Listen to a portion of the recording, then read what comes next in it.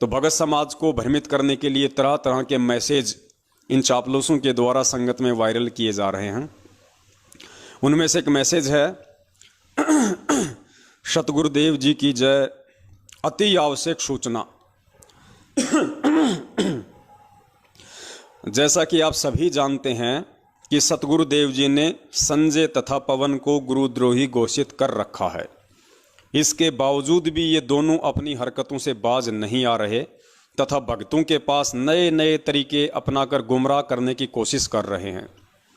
उल्टा चोर कोतवाल को डांट रहा है। इसलिए आप सभी से प्रार्थना है कि आप जी को अगर इनका कोई भी मैसेज आपके फ़ोन पर या फिर सोशल मीडिया प्लेटफार्म पर बनी आपकी आईडी पर आता है तो उसे बिना पढ़े ही डिलीट कर दें और गलती से भी किसी अन्य भगत आत्मा के पास फॉरवर्ड ना करें। सतगुरुदेव जी ने हम सभी को ना तो ज्ञान में कच्चा छोड़ा है और ना ही भक्ति में। हम सभी नीचों पर दया करते हुए परमात्मा समय समय पर ऑडियो संदेश के माध्यम से सचेत करते रहते हैं।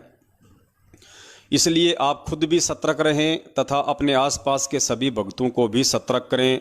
सत साहिब जी, बंदी छोड़ सतगुरु रामपाल जी भगवान की जय। देखो, भगवान शब्द और लगाते हैं संत रामपाल जी महाराज जी के आगे, जबकि मनाते हैं नालायक उनका जन्मदिन।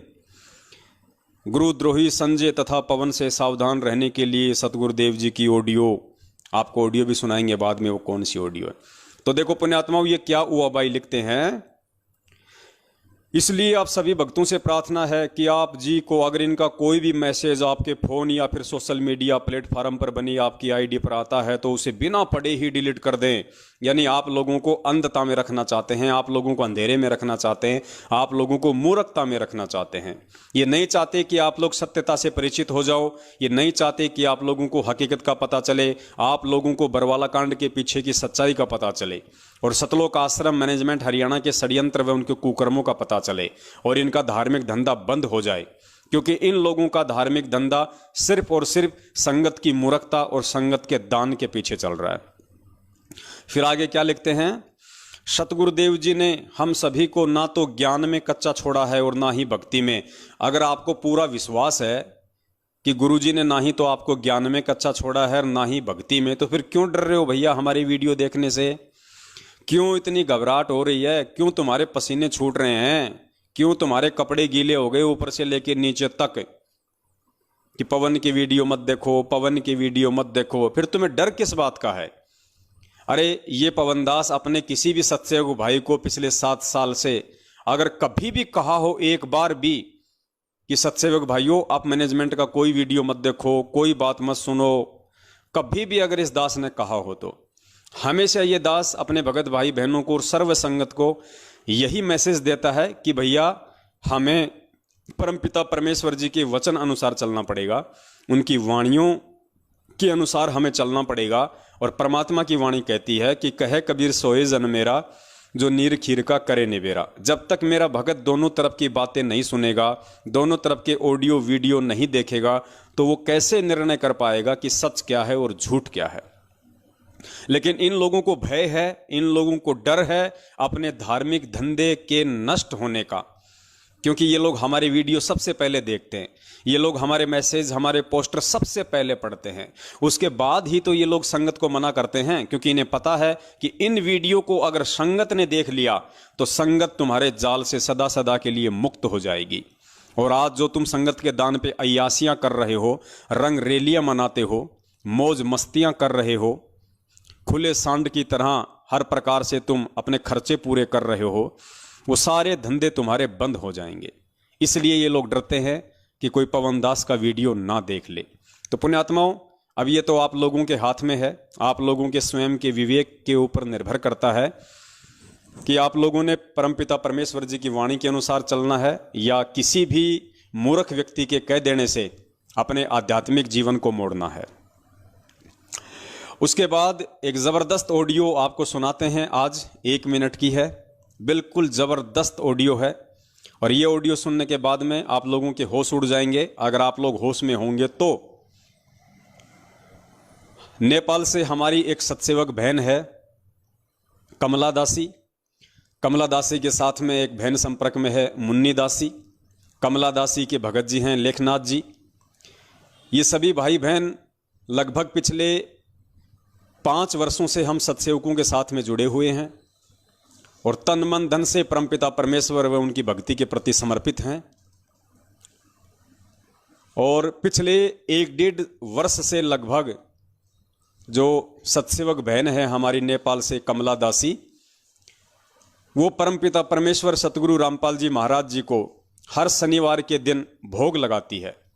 यानी शनिवार के दिन वो परमपिता परमेश्वर सतगुरु रामपाल जी महाराज जी को भोग प्रसाद लगाने के लिए देसी घी का हलवा बनाती है। जितने भी उनके परिवार के मेंबर हैं 2 या 3, उस हिसाब से 100 ग्राम 200 ग्राम वो हलवा बनाती है। मार्केट से सेब संतरे केले चीकू फल फ्रूट लेके आती है, थोड़े बहुत उनको साफ करती है और वो परमपिता परमेश्वर सतगुरु रामपाल जी महाराज जी को भोग लगाते समय वहाँ रखे जाते हैं।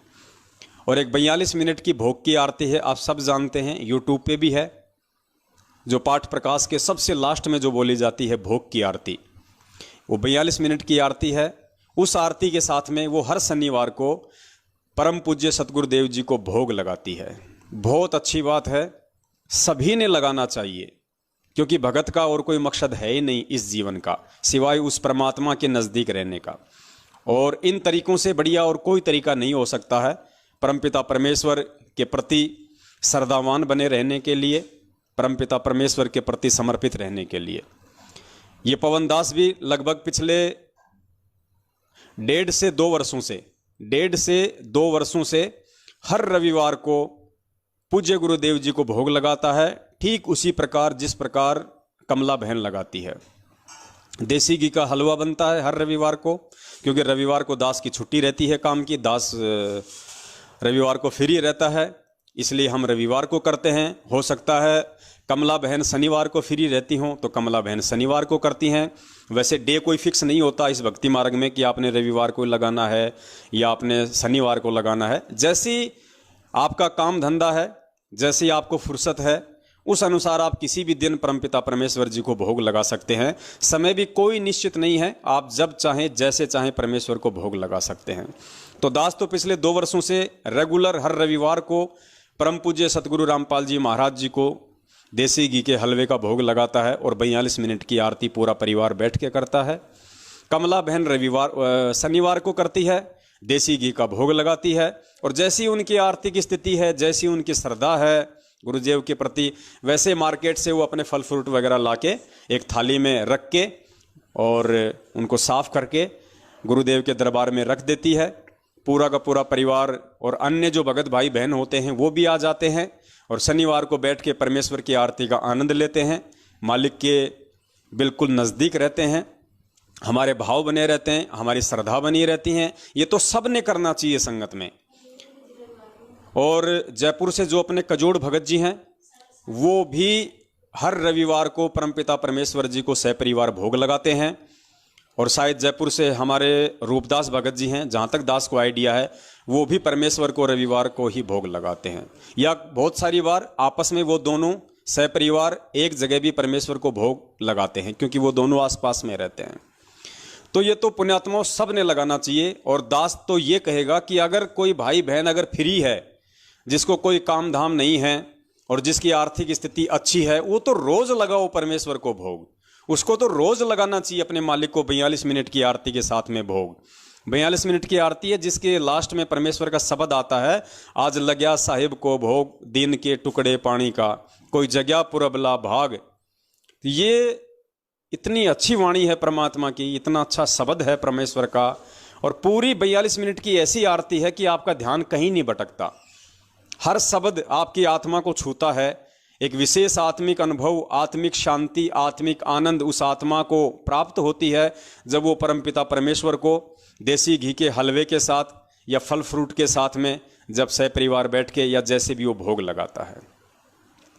तो बहन पिछले 1.5 साल से पूज्य गुरुदेव जी को भोग लगा रही है, क्योंकि भाई हमारा परमात्मा हमारा पूज्य गुरुदेव है, हमारा भगवान, हमारा इष्ट, हमारा देव, हमारा महादेव, हमारी जगदम्बा, हमारा जगदीश, हमारा भाई, हमारी माता, हमारे पिता, हमारे बंधु, हमारे रिश्तेदार, हमारे दुख सुख का साथी, हमारे कष्टों को हरने वाला, विघ्नों को दूर करने वाला, संकटों को हरने वाला, हमारा साथी, हमारा संगी, हमारा सब कुछ परम पूज्य सतगुरु रामपाल जी महाराज जी हैं।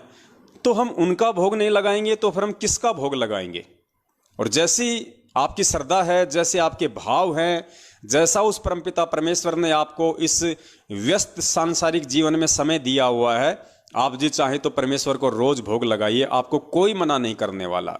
और गुरुदेव आपसे उतना ही प्रसन्न होंगे, क्योंकि परमात्मा तो चाहते यही है कि ये बच्चे मेरे से किसी भी बहाने जुड़े रहें।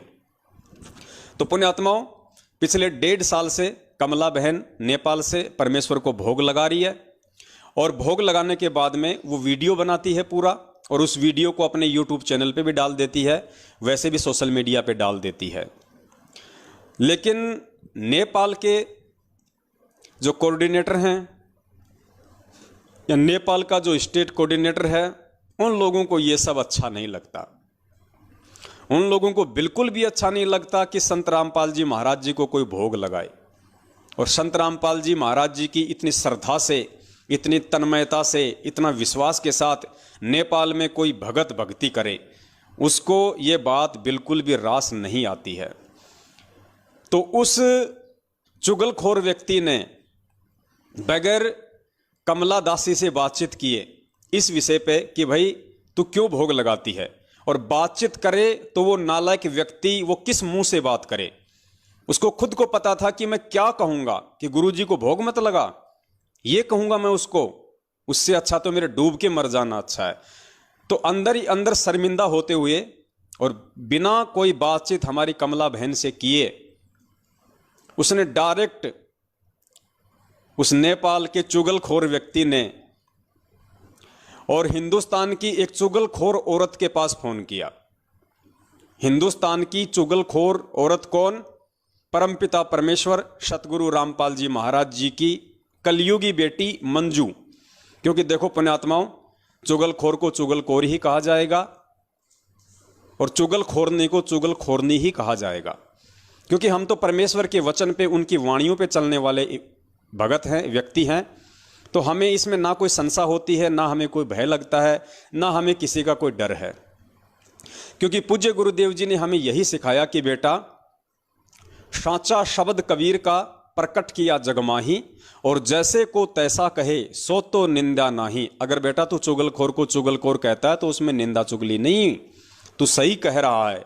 अगर तू डाकू को डाकू कह रहा है तो सही कह रहा है। अगर तू भगोड़े को भगोड़ा कह रहा है तो इसमें कोई निंदा चुगली नहीं होती है। तो हमें तो परमेश्वर के ज्ञान आधार से चलना है, और हम चल भी रहे हैं। तो नेपाल के उस महाचुगलखोर व्यक्ति अर्थात वहाँ के कोऑर्डिनेटर या स्टेट कोऑर्डिनेटर ने हिंदुस्तान की एक चुगलखोरनी औरत परम पूज्य सतगुरु रामपाल जी महाराज जी की कलयुगी बेटी मंजू को फोन किया, और उस चुगलखोरनी औरत ने भी हमारी कमला बहन से कोई बातचीत नहीं की, क्योंकि उसको भी पता है कि मैं किस मुंह से बात करूंगी, क्या कहूंगी मैं, कि परमेश्वर का भोग मत लगाओ। लेकिन पुण्यात्माओं, काल भगवान का इतना प्रेशर है इन काल एजेंटों के ऊपर, इन्होंने इस बात की भी, इस उत्तम कर्म की भी, इस उत्तम आध्यात्मिक कर्म की भी शिकायत लगा दी परमपिता परमेश्वर सतगुरु रामपाल जी महाराज जी से। जैसा भी उनका सिस्टम है, क्योंकि आज हम यही बोलेंगे कि उसने परमपिता परमेश्वर सतगुरु रामपाल जी महाराज जी को ही शिकायत लगाई, क्योंकि 1 मिनट की ऑडियो आई है। बाकी हम तो इन ऑडियो में विश्वास नहीं करते हैं, ये किसकी है, कहाँ से आती है, हमें इन ऑडियो से कोई लेना देना नहीं होता है। हमारे लिए तो ये ऑडियो बेसलेस हैं, निरर्थक हैं, कूड़े के कचरे की तरह हैं। क्योंकि हमें तो परमेश्वर ने ऑडियो आधार से नहीं बल्कि सत्संग आधार से चलना सिखाया है भक्ति मार्ग पे, यदि सफल होना है तो। लेकिन चलो, जो लोग इन ऑडियो को पूज्य गुरुदेव जी की मानते हैं, तो हम पूज्य गुरुदेव जी का नाम लेके ही चलेंगे, ताकि आप लोग अच्छे से समझ पाओगे। तो मंजू ने शिकायत लगाई हिसार जेल में परमपिता परमेश्वर सतगुरु रामपाल जी महाराज जी के पास में, और फिर उसकी कॉल रिकॉर्डिंग नेपाल भेज दी और हिंदुस्तान में भी संगत में भेजी गई। तो पुण्यात्माओं, सबसे पहले आपको ये ऑडियो सुनाते हैं, आप जी ऑडियो को ध्यान से सुनना। उसके बाद फिर परमपिता परमेश्वर इन दोनों चुगलखोरों की महा अज्ञानता का पर्दाफाश करवाएंगे कि ये किस नीचता पर उतराए हैं, किस घटियापन पर उतराए हैं। इन्हें अपने पराये में भी कोई भेद नजर नहीं आ रहा है। प्रणाम गुरु जी। जी बाबा भक्ति दया करियो परमात्मा, आप ठीक हो मां जी?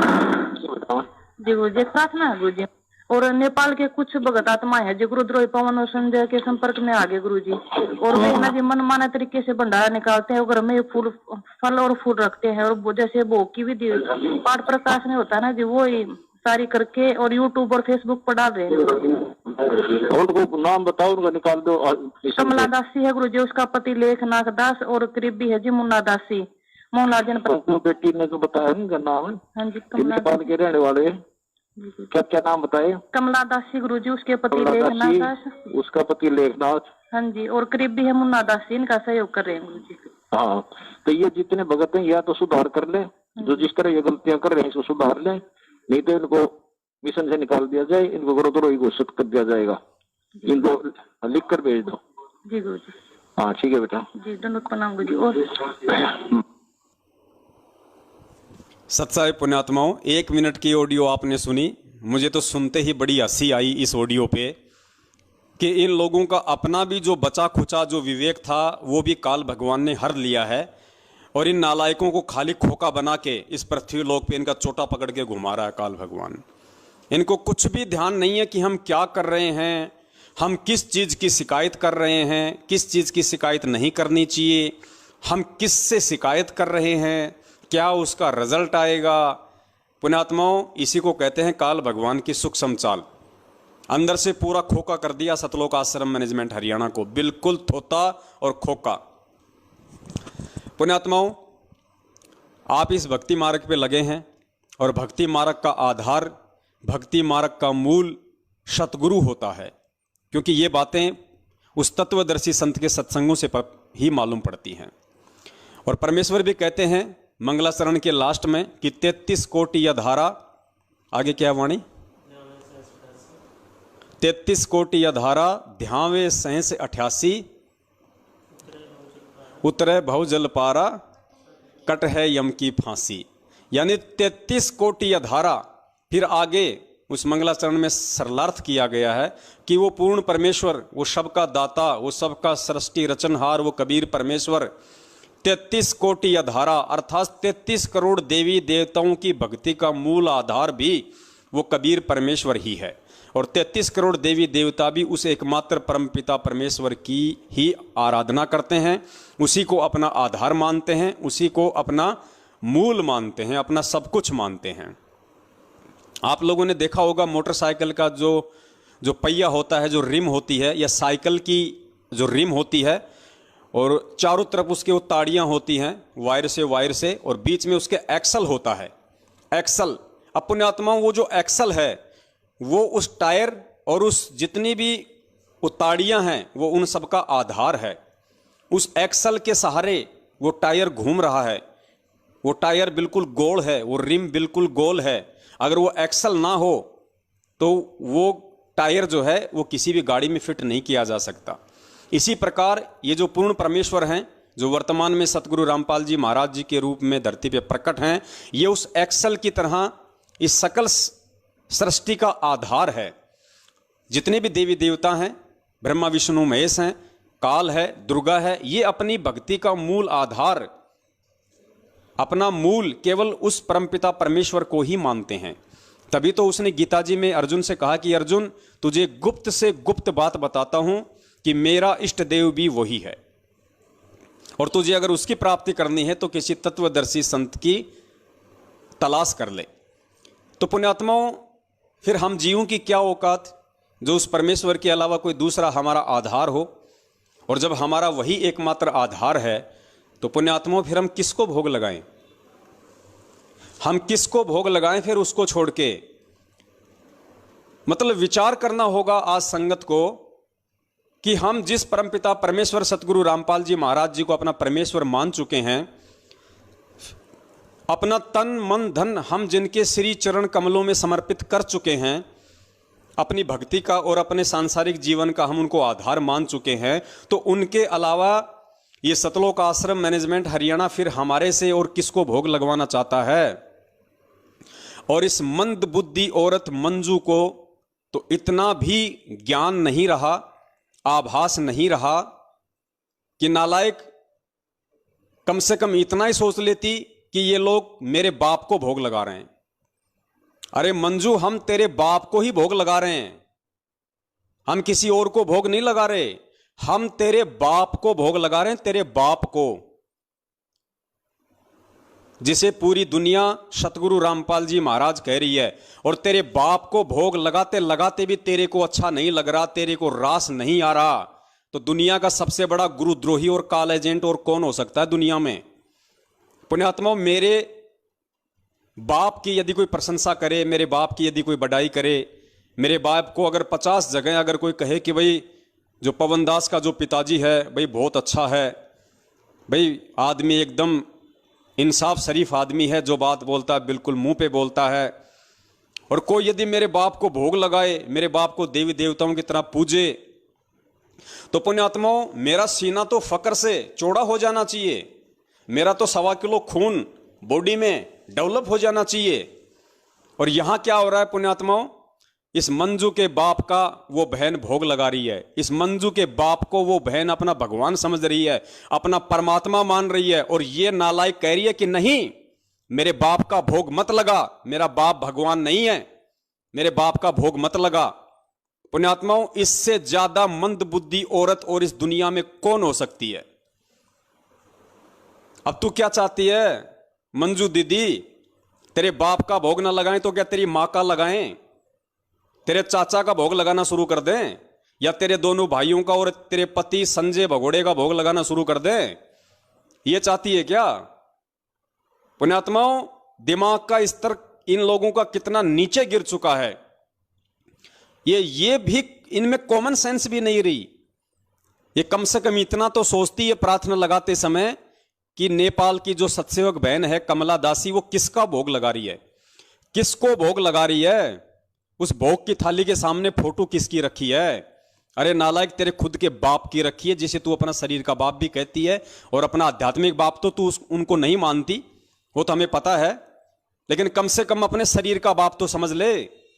और तेरे को तो इसमें खुशी होनी चाहिए थी, तेरे को तो इसमें प्रसन्नता होनी चाहिए थी कि दुनिया मेरे बाप को भोग लगा रही है। लेकिन पुण्यात्माओं, जैसा कि दास बार बार कहता है कि इस धरती पे ये साक्षात काल के एजेंट हैं, इसलिए इन लोगों को यह भी रास नहीं आ रहा कि कोई मेरे बाप को भी भोग लगाए। इन्होंने सतगुरु रामपाल जी महाराज जी को अपने घर की प्रॉपर्टी समझ रखा, अपने घर की प्रॉपर्टी, उनके ज्ञान को और उनको इन लोगों ने अपने घर की प्रॉपर्टी समझ रखा है। तो मंजू दीदी, हम तेरी मां का भोग तो लगाएंगे नहीं, चाहे तू कितने पैर पीट ले, और ना हम तेरे चाचा का भोग लगाएंगे, उस काल एजेंट का, भगोड़े का, और तेरा तो स्वप्न में लगाने की सोच भी नहीं सकते, ऐसी चुगलखोर का, जिसको ये नहीं पता कि मैं कहां प्रार्थना कर रही हूं, किस चीज की प्रार्थना कर रही हूं। अरे ये भी कोई प्रार्थना हुई क्या? अरे भगत किसका भोग लगाएगा है?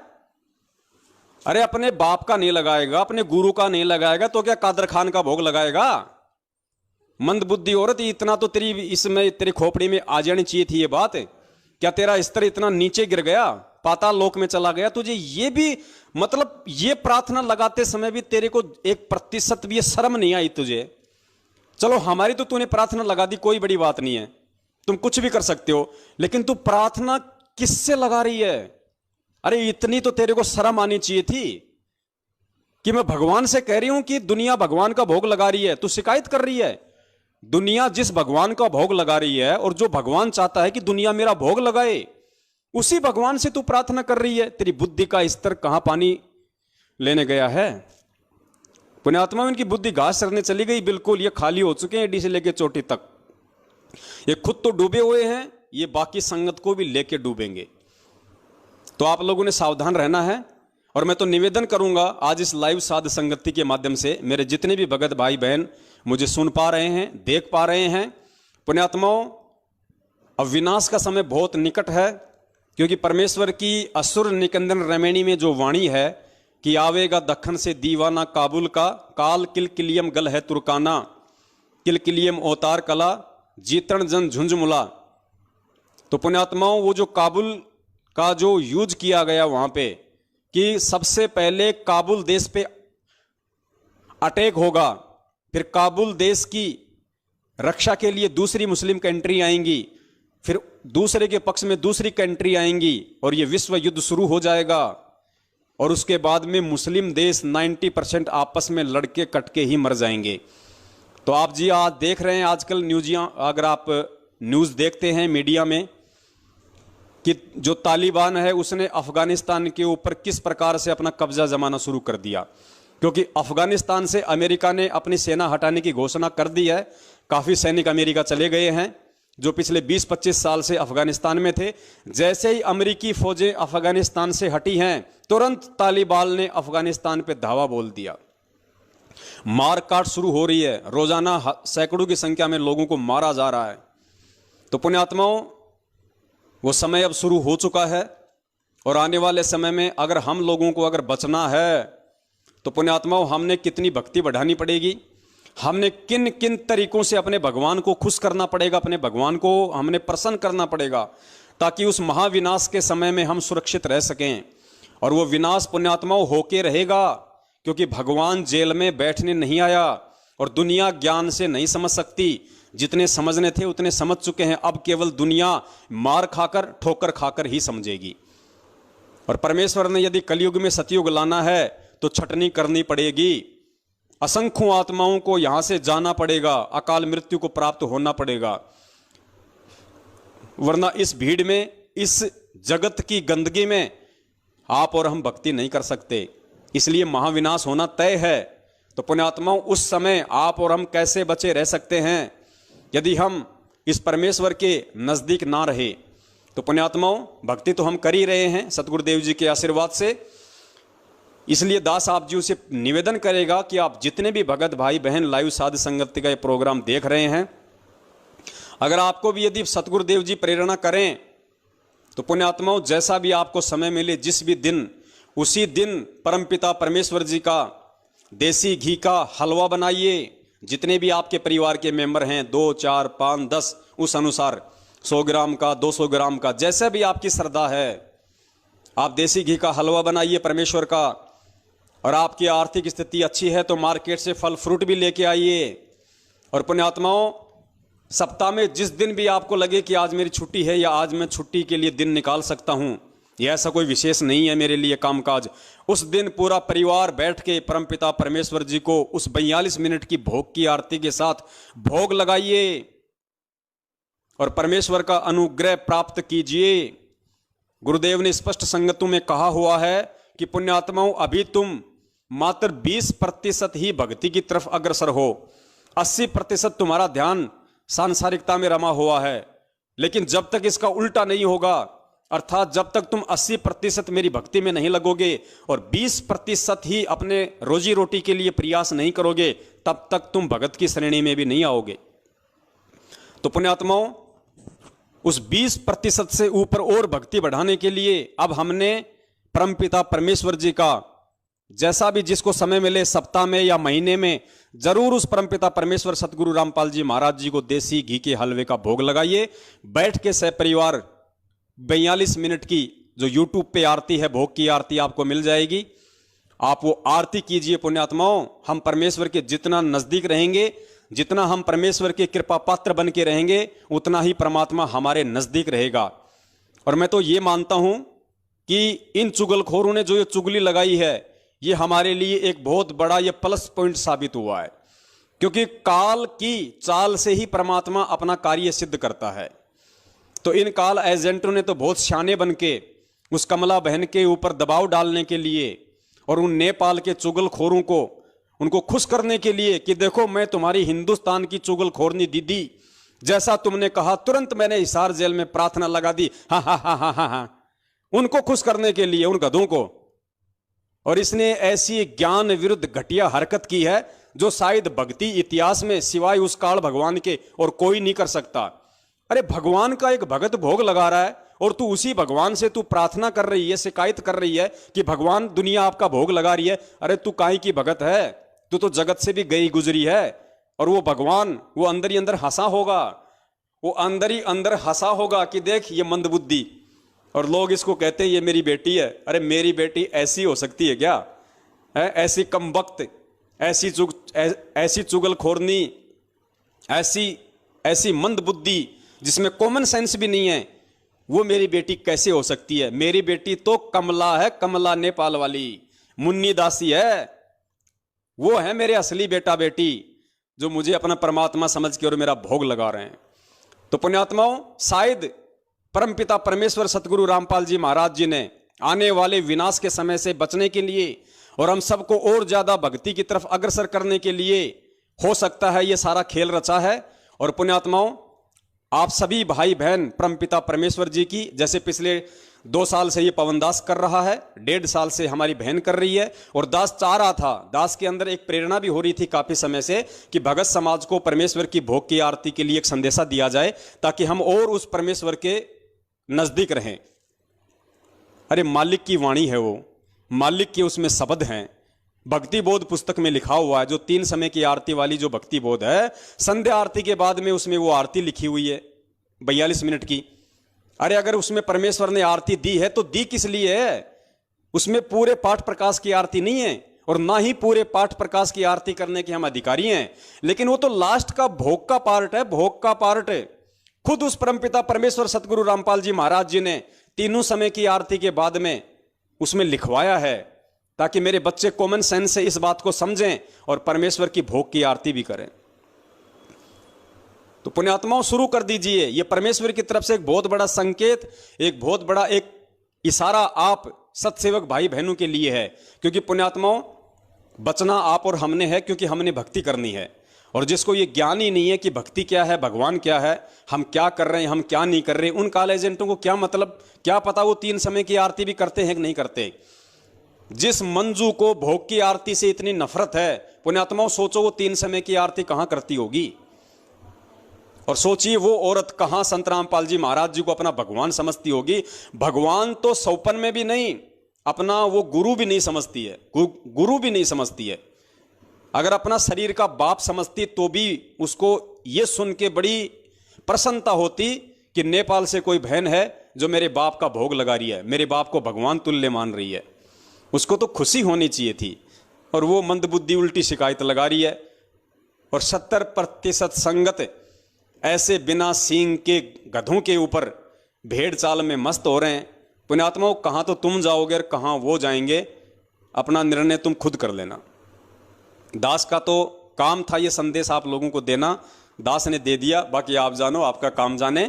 हम सत्सेवक तो इसी तरीके से परमेश्वर के ही भोग की आरती करेंगे, इसी तरीके से करेंगे परमेश्वर की भोग की आरती, ऐसे ही करेंगे। लगाओ तुम रोज शिकायत, लगाओ तुम रोज प्रार्थना। परमेश्वर तो हमें फल फूल रहा है, परमेश्वर तो हमें फल और फूला रहा है तुम्हारी आंखों के सामने। तुम लोगों का तो खून जल गया सारा पिछले 7 साल से, चुगलियां करते करते, शिकायतें लगाते लगाते, और हम सत्सेवकों को परमेश्वर ने अपनी पलकों पे रखा हुआ है। दिन दोगुना रात चौगुना परमेश्वर हमारे को वर्दी दे रहे हैं, हमारे को भक्ति धन दे रहे हैं, परमात्मा अपना आशीर्वाद लौटा रहे हैं। अरे कोरोना में तुम मरे हो, सत्सेवक नहीं मरा कोई भी। मैनेजमेंट के 300-400 लोग मरे सारनामी सतनामी कोरोना से। एक भी सत्सेवक अगर मरा हो कोरोना से तो बता दो, कोई भी कहीं भी एक भी मरा हो तो परमात्मा किसके साथ में है? तुम जैसे काला एजेंटों के साथ में है या हम जैसे सत्सेवकों के साथ में है? ये कॉमन सेंस की बात है, लेकिन तुम गधों को समझ में नहीं आएंगी ये बातें।